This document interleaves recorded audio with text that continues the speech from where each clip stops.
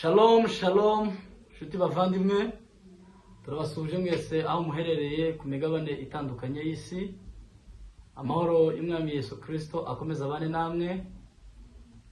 Dukomeza kubifuriza umwaka mushasha wa 2026. Dore niko tukiutangira. Bifuriza kuzabera umwaka mwiza, umwaka w'ibyishimo, w'amahoro, umwaka ubugwaneza, uzababere mwiza, muzabone n'ibyiza nibyo tubifurije.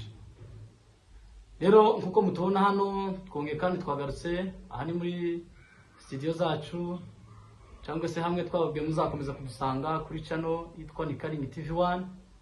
Ahandi mwadusanga mudushatse na ahangaha. Rero turabashimira kuko mwabashe kuduteza imbere, mwakoze subscribe, twarabibonye, mwakoze za share, za like. Shuti bavandimwe rwose turabashimiye vuye ku ndima y'imitima yacu, mwakoze ikintu gikomeye cyane. Mwatugaragaje urukundo, twabonye za commentaire zanyu ziza rwose, mwaduhaye courage. Buri muntu akora ikintu ndamuhaye courage. Yewe na rimwe abone nk'abi ntarimo akora bitari byiza, ariko twebwe twabonye mudukunze cyane. Rero natwe dukomeje kubakunda kandi tubasezeranyije ko tuzakomeza kubakunda no kubazirikana mwese aho muherereye ku migabane itandukanye y'isi. Rero twababwiye yuko tuzakomeza gucisha ibintu bitandukanye hano kuri channel, ibintu byiza bizakomeza bicangaha. Hazaca ubuhamya, hazaca indirimbo, hazaca ijambo ry'Imana, hazaca amakuru atandukanye, ariko yose ndizera ko azabagira akamaro kandi tuzabakora ibintu byiza bidakojeje isoni. Hari umuntu nawe nyandika muri commentaire gwicaro ngo nitazana ibintu by'ubushezi ngo bazayiteza imbere. Reka nkubwire muvandimwe kandi wagize neza cyane kuduha igitekerezo. Tuzacisha ibintu byiza bizagufasha muri ubuzima bw'uyu munsi wa none turimo. Rero twongeye twagarutse, twabwiye ko tuzabazanira abatumirwa batandukanye bafite ubuhamya, bafite ibintu byiza iby'Imana bakoreye. Rero aha turi kumwe n'umutumirwa Ewana n'umumama naringize iminsi ntekereza nshaka, bitewe n'ibintu twagiye twumva Imana abashe kumukorera bikomeye. Uyu munsi twamusuye, turi kumwe nawe angaha kuri Karingi TV1.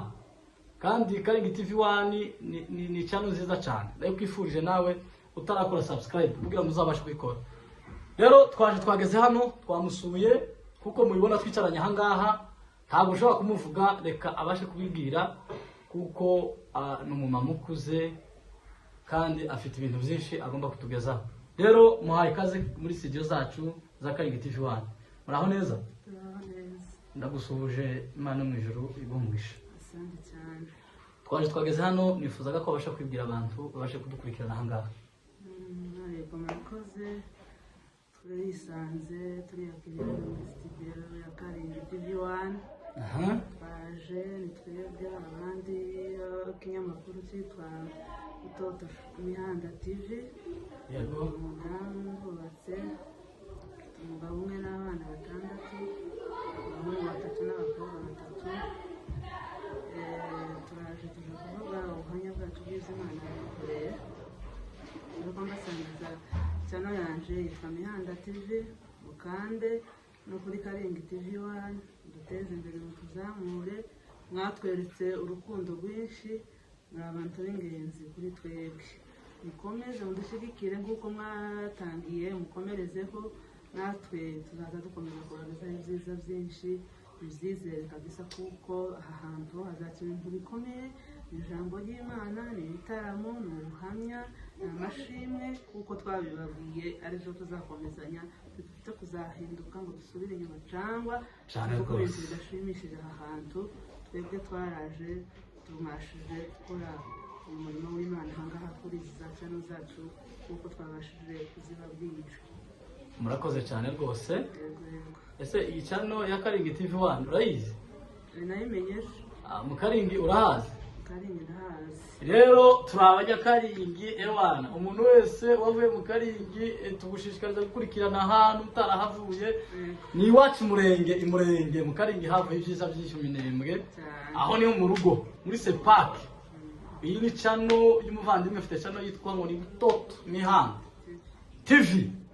Mihanda muramuzi ni umugabo w'imfura umupasitori wariya mu Karingi umusepake kabisa umugabo uzwi cyane imfura ijambo ijambo ryinshi kandi azi amateka akomeye rero aho niho ngo mushakira nawe mushatse kumushaka rero mu minsi ishize twakurikiranye ubuhamya bwawe watanze amakuru menshi uvuga ibyo Imana yabashe kugukorera so twashatse ngo ubashe kutubwira ayo makuru ku buruke hari benshi batabashe kuyumva neza kuko hari ibintu byinshi Imana yabashe kugukorera cyane rero muvandimwe turashaka ngo ubashe kutubwira bukeya ibitangaza Imana yabashe kugukorera abantu benshi Imana bakorera ibintu ntibashime ariko iyo yahisemo kubishimira hanga kugira ngo abantu bose bizabashe kubafasha ubundi umuntu ashima amashimwe ni ikintu kiza kibasha gufasha abantu yani ni ubuhamya ubasha gutanga rero reka tugusabe kuko wabashe kutwemerera tubasha gukora ikiganiro ese ni ibiki Imana ishobora kuba yaragukoreye bikomeye byatumye ubwira umuhate kugira ngo ubashe gutanga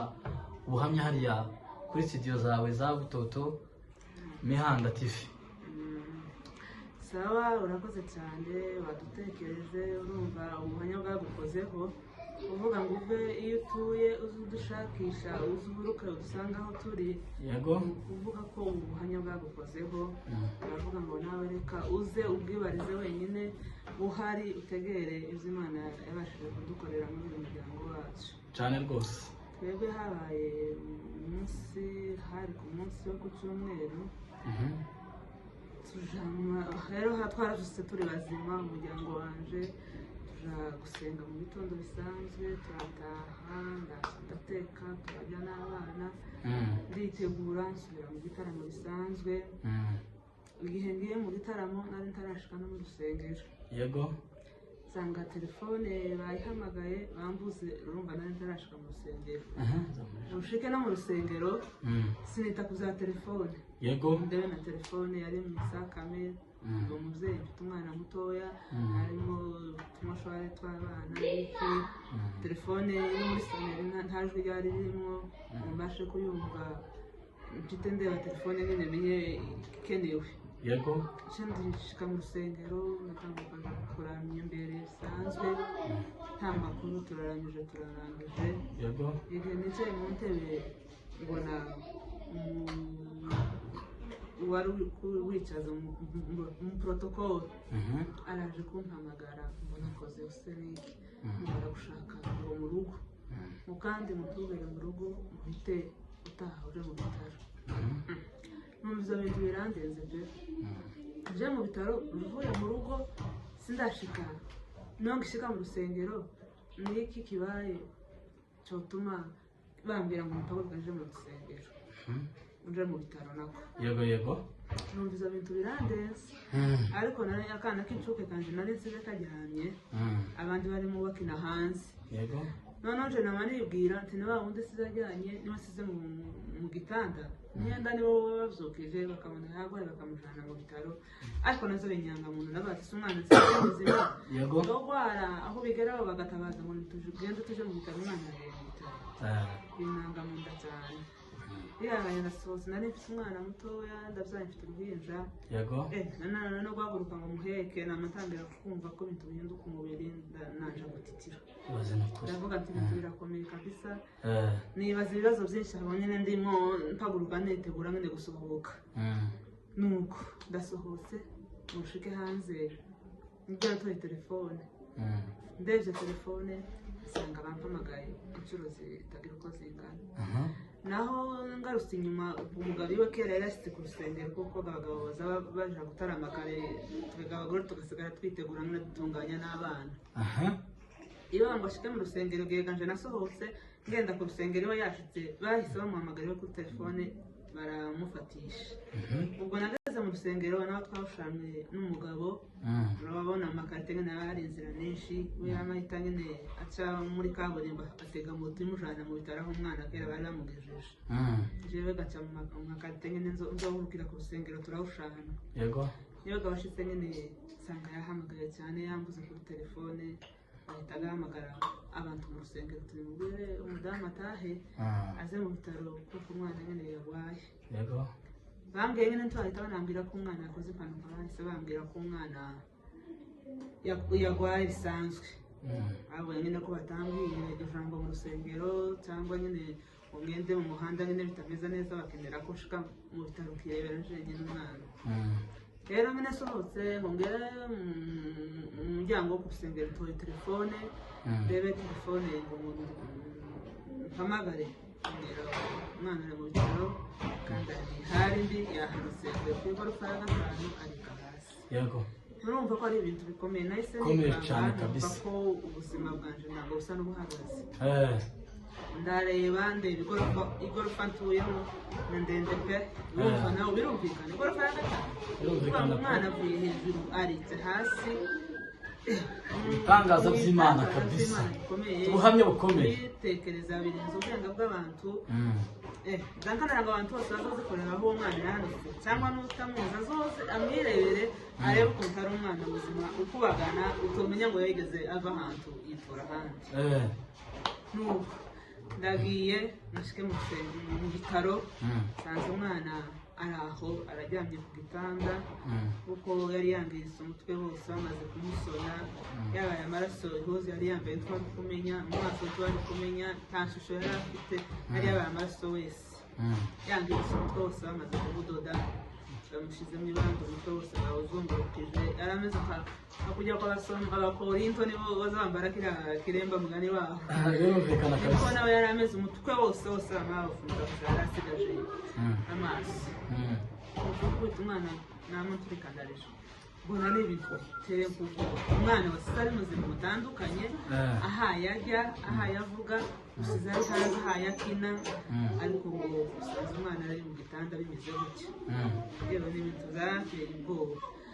Ubwo ngo mpamagara umwana aritabye baze se byagenze gute mugi umwana aransubiza yariko abasha kuvuga abashije gutunga ukuboko mu mutwe kuko ariko hari hangiritse ntayumva uburibwe nawe urabyumva isebe mu mutwe umwana w'uruhinja w'imyaka 4 biragoye ariko yumva ubabare mu mutwe yahise ntubwira urutoki arambwira ngo mu mutwe. Umwana yari afite imyaka 4? Umwana w'imyaka 4 ariko ngo mbona umwana aramvugishije numva bindenyuma amashimwe akomeye ndavuga ntubwo umwana wanje haye ahumeka muvugishije akarambura n'amaso akandeba. Yego ndavuga ngo hari icyizere ko Imana nzurira umwana kuko yazuye Eliya wari umaze iminsi 4 mumva akazuka. Ubu nyine naje uyu mwana wanje sigaye mugariranya akarere niko bimeze ubu ntarazara niko bimeze ubu nyine niteranyije ni Lazaro wazutse maze iminsi 4 mumva. Umwana wanje ubwo twari tumaze kumufata bamaze gufata ibyo bizamini byo mu mutwe kumusona nako aratubwira ati turinde baze gufata bamupime bacishe muri sikane mu mutwe abashe kureba aho umwana yangiritse nimba atangiritse mu mutwe mu bwoko cyangwa atagiriye imbere. Turategereje umwana ari iyo ngiyo ajyanye aho ngaho nyine kubona ubwo ari bwinshi dufite mu mitima umwana niyenda yotsikana ubu nyine cyangwa umwana yangiritse mu bwonko hari ikibazo cyabaye. Mu kanya turarinze haje abaganga baje nyine kumucisha muri sikane baraje umwana baramupima muri sikane kugira ngo umwana ni muzima yangiritse mu bwonko yaviriye imbere ameze neza. Batubwira gutyo twumva imitima irafunze nubwo umwana yari agifite n'ibyo bisebe mu mutwe izo zari ko tuvuga ati mukeya gukomereka n'ibisanzwe ariko cyari tugiteye ubwoba ni ukumva ngo umwana yangiritse mu bwonko cyangwa yaviriye imbere azomugarire mu nzu cyangwa dusese n'amaratangabiri. Ubwo naravuze ngo Mana ushumuha kucyubahiro nahise nzamura amaboko ndavuga ngo Mana uracyankunda mpagazeho tankojeje isoni hano muri uyu mugoroba ku cyumweru wabonye ko nari mu nzu yawe naragiye gusenga narabivuze nshima kuri cano yanje ndavuga ngo abanyagihugu barambwiye ngo si Mungu wakuriye kunenda kuvuga Imana yanzuriye umwana ukweri kwa Mungu. Umwana ni data iyi ndirimbo yararume indimu ngenda ndirimba ngo Imana igomba kukubamo kabisa, igomba kubamo rwose. Ni umurinzi aho tutaba turi, tugenda ukajya mu kazi ugasiga abana ariko ugasanga abana bawe bariho ni umukomeye ntako babaye. Muzo mureka dushima Imana kuko ngo amashimwe y'Imana ni nazo zo kugeza Imana. Muzo mureka dushima Imana kuziba yadukoreye. Umwana wanje ni muzima, ntiyigeze ahungabana, ntabwo yigeze ni muzima, arajya aravuga, Imana ishimwe rwose kabisa, Imana ishimwe kabisa. Ikindi natahuye umwana ngo ku igorofa ya gatanu sinaraye mu bitaro, siniriwe mu bitaro, bakamujyana mu bitaro bisanzwe bakamwoza, agasubira bakamushyiraho imiti, agasubira bakamuhindurira ibandi. Sinigeze mpanga mu bitaro n'umunsi n'umwe. Ibaze ukuntu abantu bagenda bagapanga mu bitaro bakamara amezi n'amezi, abandi baramara umwaka, ibyumweru, ariko jewe nta munsi n'umwe nigeze mara mu bitaro. Imana yo mu ijuru nzayinambaho rwose, Imana ihabwa icyubahiro, Imana ihabwa icyubahiro yankoreye ibikomeye tubasha kuvuga. Imana ishimwe cyane, tuzahora twishima. Ndashimira n'umunyagihugu narayo nabivuze, kumubona nkamubonamo Imana, nkamubonamo data. Uwo munyagihugu muhagazeho nawe kabisa kuko yankoreye ibikomeye cyane. Yasanze umwana aho yaguye aba ariwe umutwara kumujyana ku bitaro, usanga ariwe wamugejeje mu bitaro. Umuntu w'imfura w'inyangamugayo, umukirisitu, arabanura ubwoko, ntagira gute.